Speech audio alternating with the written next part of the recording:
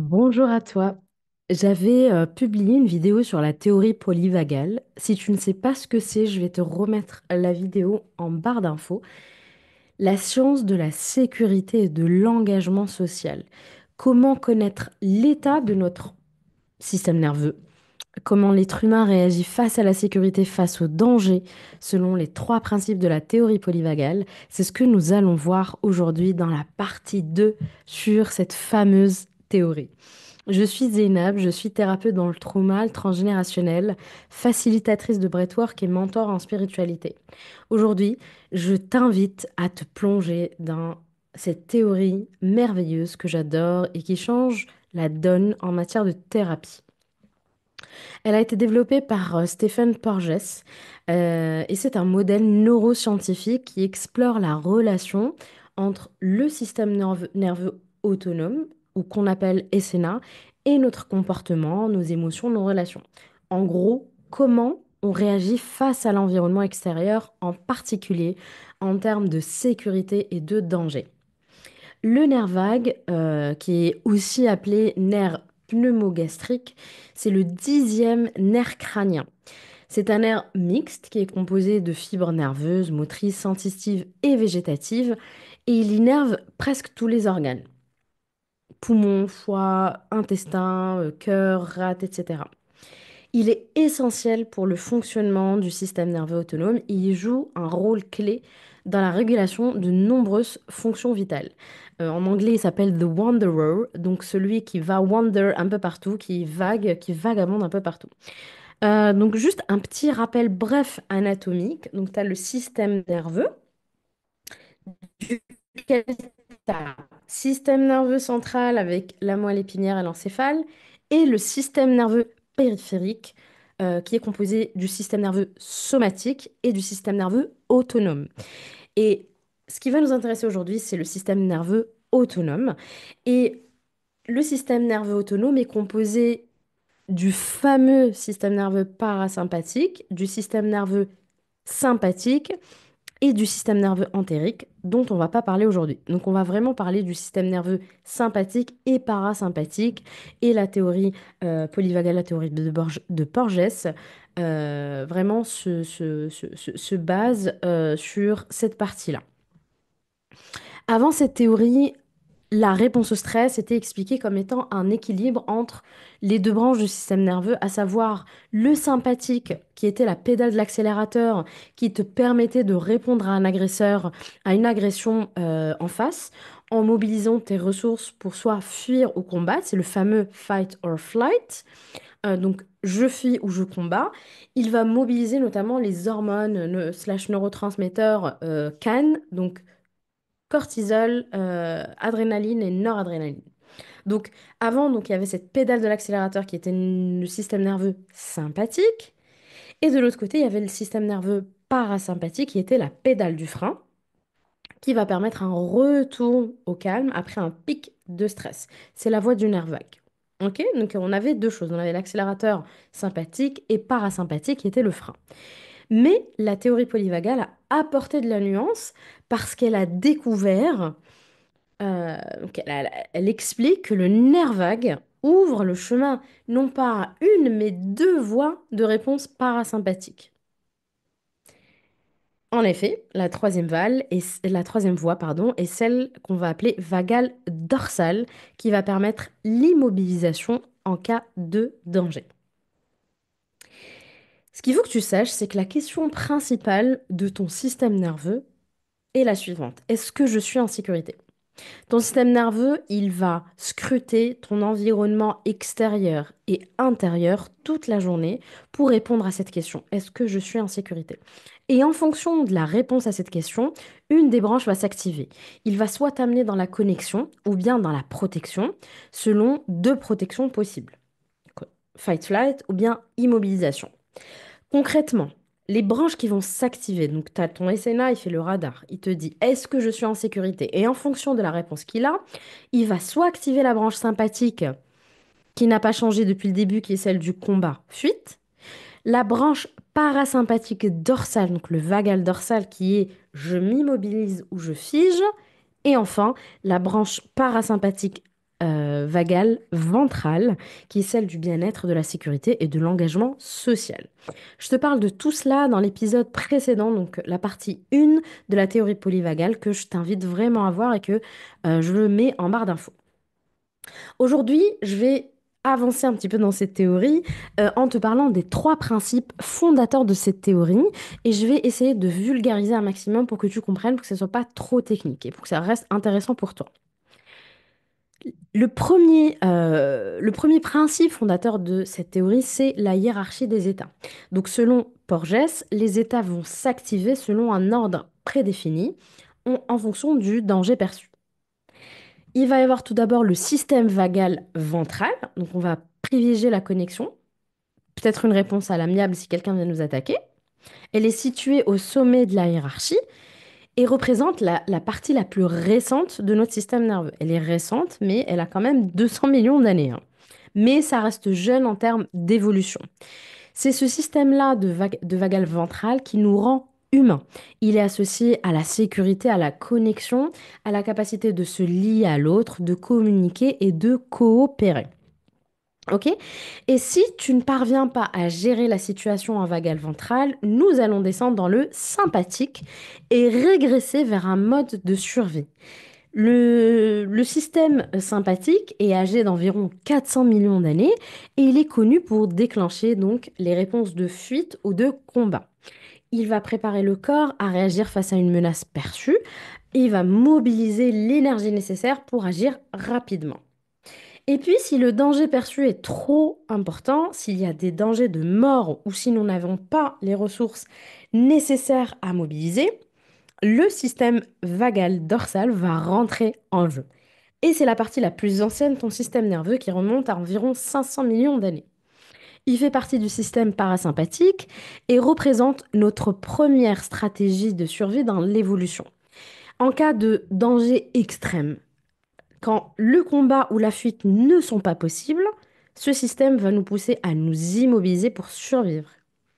Chez les humains, ça peut se manifester par la dissociation, par un effondrement, un shutdown, un freeze. Il y a différentes manières de décrire cet état-là. C'est une manière primitive de disparaître ou de se rendre invisible face à une menace. C'est ce que font les animaux, hein. Typiquement, les animaux vont friser pour feindre leur mort et espérer s'en sortir. C'est ce que fait l'enfant quand il est face à un adulte. Il peut ni combattre ni fuir, il va friser. C'est la fameuse échelle polyvagale qui marche aussi dans le sens à l'envers.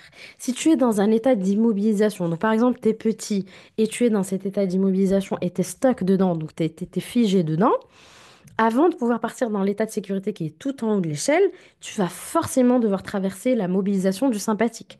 C'est pour ça, par exemple, dans le deuil, si tu es figé dans le déni ou dans le choc, tu vas commencer, en commençant à te mobiliser pour avancer un petit peu dans ton process de deuil, tu vas commencer à ressentir des émotions de colère, d'injustice, etc.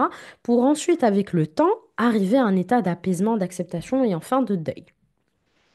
Pour résumer, la transition entre ces états suit une logique hiérarchique. Nous privilégions d'abord la connexion sociale, puis les réactions actives, avant de basculer dans un état de shutdown en dernier recours. Une bonne flexibilité vagale et une bonne résilience veut dire qu'on aurait la capacité de naviguer entre ces états avec souplesse. Un système nerveux régulé n'est pas un système nerveux qui est toujours dans le vagal ventral. C'est un système qui navigue avec souplesse dans tous ces états. Chaque état est important et nécessaire pour notre survie. On en a absolument besoin.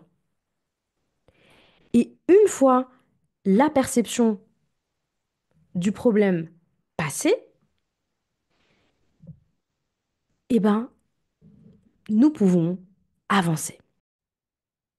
Le danger pour moi, il est passé. Je devrais être capable de sortir de mon figement au combat pour arriver à un état d'engagement social, un état de sécurité.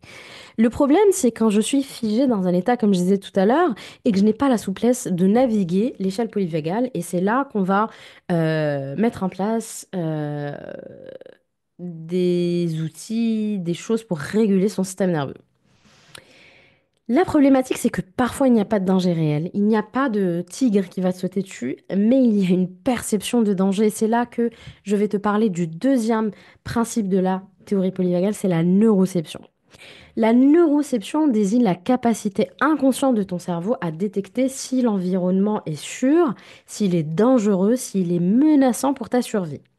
Je te rappelle que ton système nerveux scrute l'environnement à longueur de journée pour savoir quoi faire. C'est un radar permanent. Contrairement à la perception qui, elle, est consciente, je perçois de manière consciente, la neuroception est absolument inconsciente et automatique et n'applique pas du tout la partie pensante de ton cerveau. C'est-à-dire que tu réfléchis pas, tu dis pas, ah oui, là, c'est quelque chose qui est inconscient. Elle se produit à chaque micro-moment de ta journée. C'est le processus par lequel le système nerveux va capter des informations et va y répondre et va te faire passer, grâce à cette neuroception, à un état de connexion, à un état de survie ou vice-versa. La neuroception utilise trois voies principales. La voie intérieure, donc à l'intérieur de moi, la voie extérieure et la voie entre les individus qu'on peut appeler aussi interactionnelle. Donc la voie intérieure consiste à écouter ce qui se passe à l'intérieur du corps. C'est pour ça que quand on travaille le trauma, par exemple, c'est fondamental de travailler son corps parce que si tu ne travailles qu'avec ta tête, qu'avec ton mindset, ton corps pourrait continuer à percevoir le danger. Donc c'est pour ça que travailler sur la voie intérieure, extérieure et interactionnelle est importante. Donc sur la voie intérieure, on va aller à l'intérieur de nous, à l'intérieur du corps et voir qu'est-ce qui se passe. Le système nerveux va détecter les signaux internes comme les battements de cœur, la respiration, les sensations physiques pour évaluer l'état du corps. Est-ce que le corps il est en danger ou pas? Des fois dans la tête, nous ne sommes pas en danger, mais le corps pense qu'on est en danger. L'anxiété. Ensuite, nous avons la voie extérieure. Elle analyse ce qui se passe dans l'environnement extérieur, donc autour de moi. Ça va inclure des indices provenant d'autres personnes. Mais ça, c'est la voie interactionnelle, je vais en parler en troisième. C'est vraiment l'environnement immédiat. Est-ce que je suis en sécurité ou il y a un danger perçu? C'est pour ça qu'il y a plusieurs pratiques à mettre en place dans ce cas-là, comme par exemple l'orienting, où je vais regarder autour de moi pour voir est-ce qu'il y a un danger ou pas. Et la troisième voie qu'utilise la neuroception, c'est la voie entre individus, la voie interactionnelle. C'est la manière dont tu vas percevoir l'autre et le signal non verbal qu'il va t'envoyer. Les expressions faciales, le contact visuel, les postures, gestes, etc. Cette voie est particulièrement liée au système vagal ventral qui facilite la connexion sociale et l'engagement. Par exemple, un sourire sincère ou une voix douce va activer une neuroception de sécurité, alors qu'un visage fermé ou un ton agressif va déclencher et peut potentiellement déclencher une neuroception de danger. C'est exactement pour cette raison-là que grandir avec un parent qui est instable émotionnellement peut te faire développer un radar hyper efficace pour comprendre l'autre. On va appeler ça ensuite l'hypersensibilité. Je dis pas que tu n'es pas hypersensible. Je dis que l'hypersensibilité peut être accentuée par le trauma. Le trauma accentue l'hypersensibilité. Tu deviendras hypersensible aux micro-mouvements faciaux d'une personne pour savoir comment réagir et tu développes par la suite de l'hypervigilance. Le trauma impacte la neuroception, c'est indéniable, parce qu'il va modifier la manière dont le système nerveux va détecter et interpréter les signaux de sécurité ou de danger. Et c'est normal, hein. Ce biais est une réponse adaptative. Le cerveau veut éviter à tout prix de revivre une expérience douloureuse. Et c'est le sujet que je vais creuser dans un épisode prochain. Donc active la cloche et abonne-toi pour être au courant si ça t'intéresse. Je vais parler de comment le trauma, pardon, impacte la neuroception. Dans toutes ces situations de traumatisme ou de stress chronique, le système de détection du système nerveux autonome peut être instable ou ne pas fonctionner correctement. Il peut signaler éventuellement le danger tout le temps, tout le temps, tout le temps, même lorsque tu es concrètement en sécurité. C'est pour ça que tu peux être en sécurité, mais avoir l'impression qu'un danger te guette. La fameuse sécurité intérieure dont il est question et dont je parle beaucoup. Ce tigre derrière toi, ou l'impression que ton compas, par exemple, va toujours te tromper, alors que ce n'est pas le cas. Maintenant, il y a besoin de distinguer entre l'intuition et la neuroception erronée, et ça, c'est un tout autre sujet, parce que ça peut être juste ton intuition qui parle. J'en arrive au dernier principe de la théorie polyvagale, et c'est la co-régulation. Que pouvons-nous faire lorsque notre système nerveux autonome est dérégulé et déréglé et que l'alarme est en permanence comme si un danger nous guettait H24? Nous pouvons développer de la résilience et la régulation via la thérapie, via diverses techniques et entraîner notre système à ressentir la sécurité intérieure. J'ai fait des épisodes sur la sécurité intérieure si ça t'intéresse. Nous pouvons aussi nous réguler sur l'autre et c'est ce qu'on appelle la co-régulation. Nous avons tous en commun un système nerveux qui cherche à communiquer en permanence avec l'autre. Le terme co-régulation décrit le processus par lequel deux personnes, ou même plus, soutiennent mutuellement la régulation de leur système nerveux. Et ce principe repose sur l'idée que le système nerveux autonome d'un individu est influencé par celui de l'autre et qu'une interaction sécurisante peut aider à apaiser les états de stress.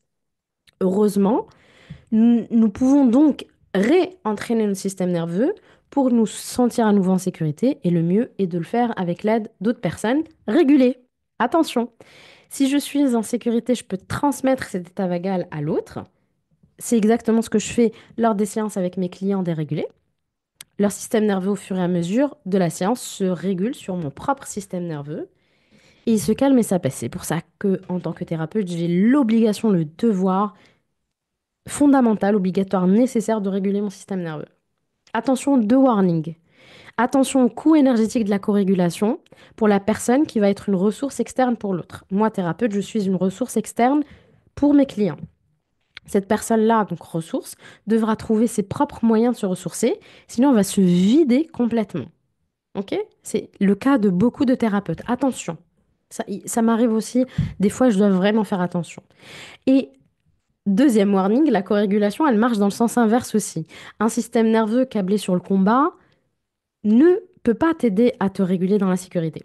Mais tu commenceras par exemple à ressentir de l'agitation alors que tout semblait aller pour le mieux. Et c'est ce qu'on appelle autrement du vampirisme énergétique. Donc, si je récapitule, lorsque nous sommes en présence d'une personne qui elle-même est dans un état de calme et de sécurité, nos systèmes nerveux peuvent s'aligner, entrer dans un état similaire, favorisant ainsi des interactions positives et la gestion du stress. La corrégulation se manifeste aussi dans les échanges émotionnels, où deux personnes peuvent ajuster et moduler leurs émotions à travers les interactions qu'elles peuvent avoir l'une avec l'autre. Par exemple, un enfant qui va pleurer, sa mère va le prendre dans ses bras et elle peut le sécuriser et le calmer grâce à ce geste, cette interaction et cette sécurité apportée par ce geste. Le parent va lui envoyer des signaux d'apaisement via sa posture, son ton de voix, son contact physique. OK? Et la corrégulation peut se faire aussi dans l'écoute active. Si une personne partage une expérience avec toi, tu peux montrer une compréhension émotionnelle par des gestes, un regard empathique, un ton de voix apaisant. Cela favorise un échange harmonieux et rassurant pour la personne qui te parle et ramène l'autre personne vers un état de ventraille. Et je rappelle que les bébés et les jeunes enfants n'ont pas de système nerveux mature et s'autorégulent avec l'adulte. Et vous comprenez bien la responsabilité que nous avons en tant qu'adultes envers nos enfants. Si je dois résumer, la théorie polyvagale nous parle de trois principes fondamentaux: la hiérarchie, la neuroception et la co-régulation.